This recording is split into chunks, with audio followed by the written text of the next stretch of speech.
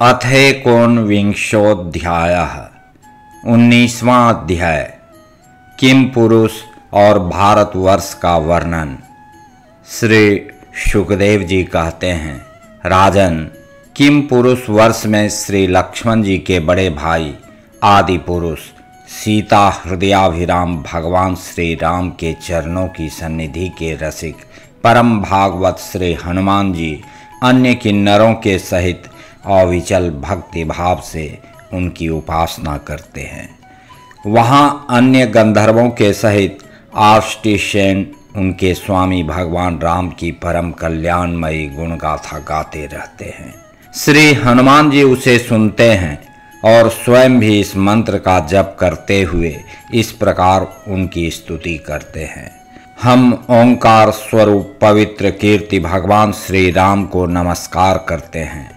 आप में सत्पुरुषों के लक्षण, शील और आचरण विद्यमान हैं।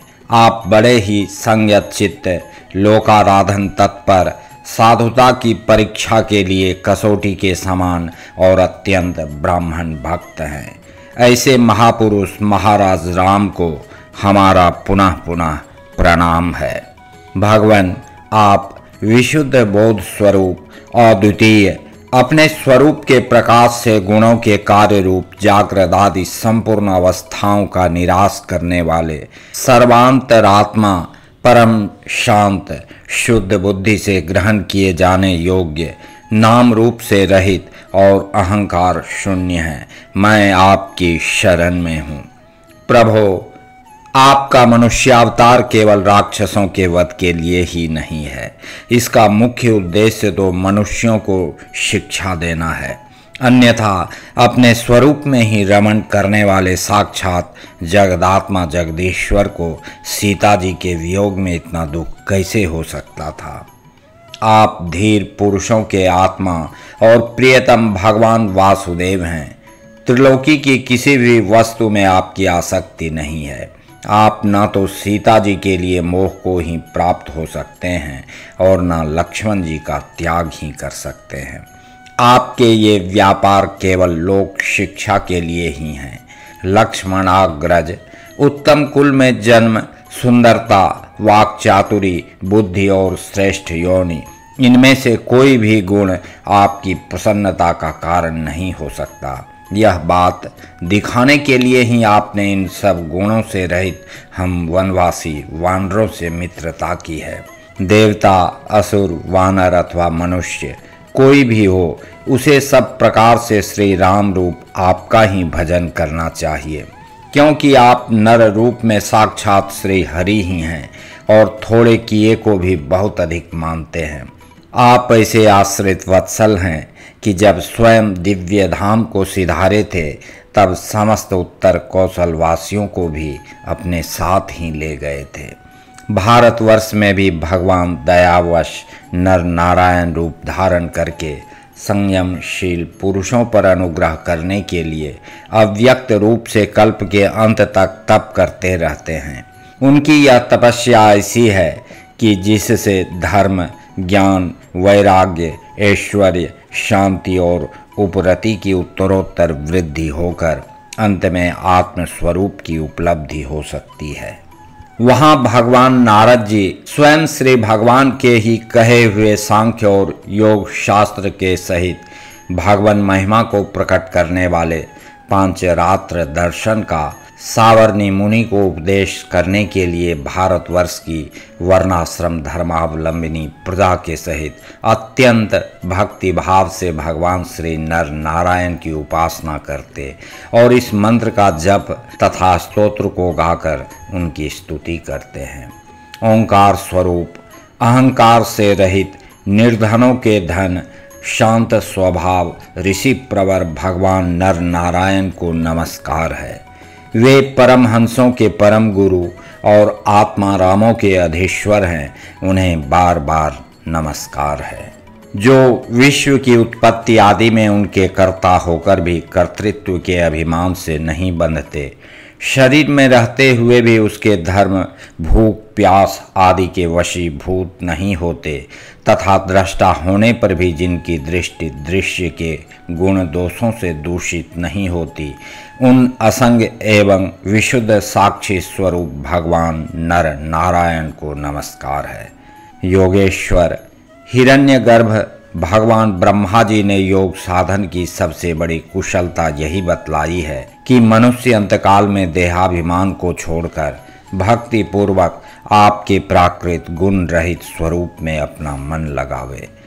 लौकिक और पारलौकिक भोगों के लालची मूढ़ पुरुष जैसे पुत्र, स्त्री और धन की चिंता करके मौत से डरते हैं, उसी प्रकार यदि विद्वान को भी इस निंदनीय शरीर के छूटने का भय ही बना रहा तो उसका ज्ञान प्राप्ति के लिए किया हुआ सारा प्रयत्न केवल श्रम ही है।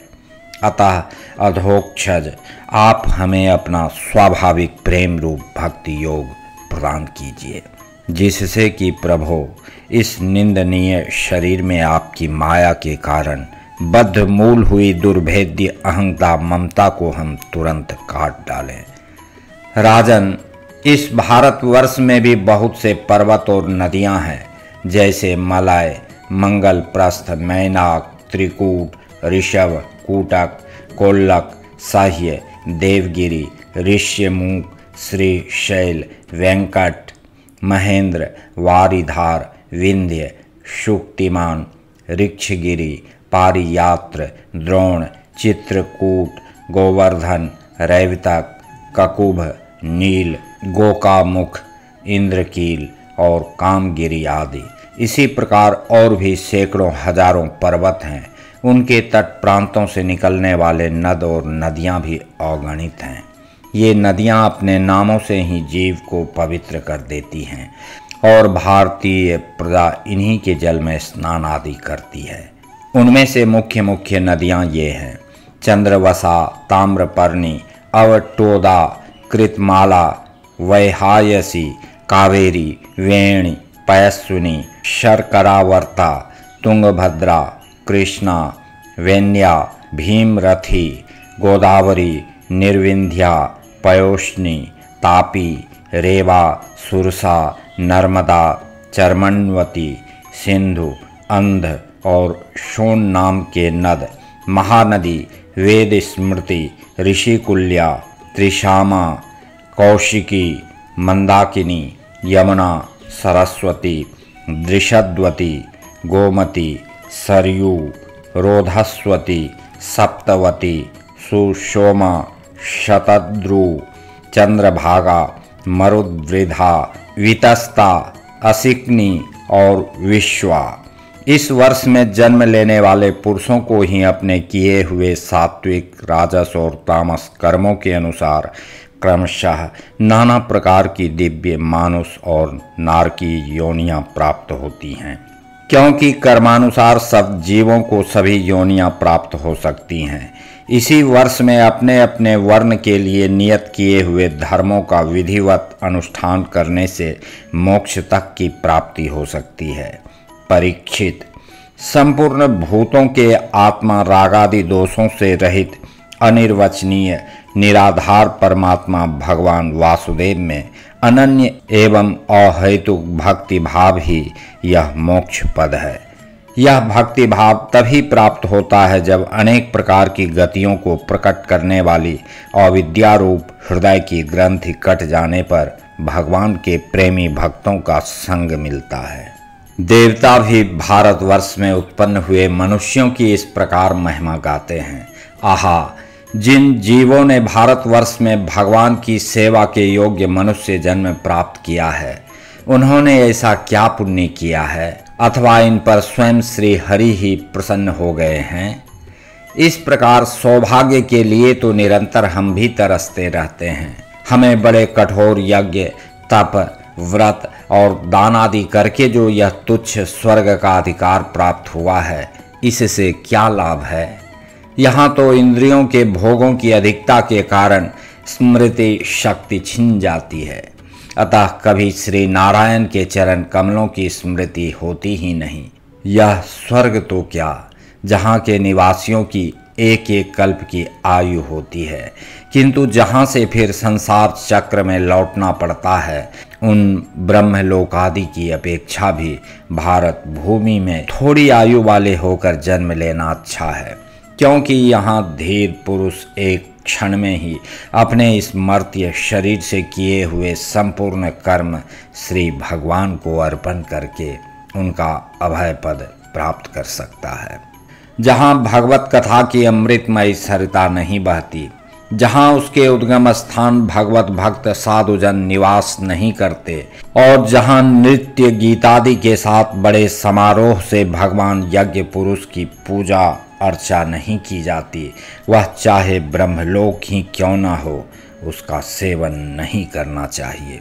जिन जीवों ने इस भारतवर्ष में ज्ञान अर्थात विवेक बुद्धि तदनुकूल कर्म तथा उस कर्म के उपयोगी द्रव्यादि सामग्री से संपन्न मनुष्य जन्म पाया है, वे यदि आवागमन के चक्र से निकलने का प्रयत्न नहीं करते तो व्याध की फांसी से छूटकर भी फलादि के लोभ से उसी वृक्ष पर विहार करने वाले वनवासी पक्षियों के समान फिर बंधन में पड़ जाते हैं।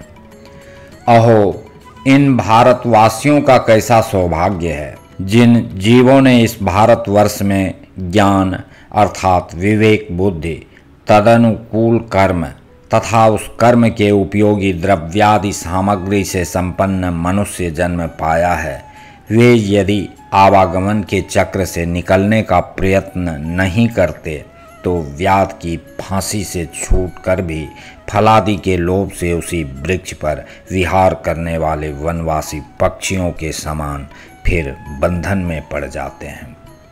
अहो, इन भारतवासियों का कैसा सौभाग्य है, जब ये यज्ञ में भिन्न भिन्न देवताओं के उद्देश्य से अलग अलग भाग रखकर विधि मंत्र और द्रव्यादि के योग से श्रद्धा पूर्वक उन्हें हवि प्रदान करते हैं। तब इस प्रकार इंद्रादि भिन्न भिन्न नामों से पुकारे जाने पर संपूर्ण कामनाओं के पूर्ण करने वाले स्वयं पूर्ण काम श्री हरि ही प्रसन्न होकर उस हवि को ग्रहण करते हैं।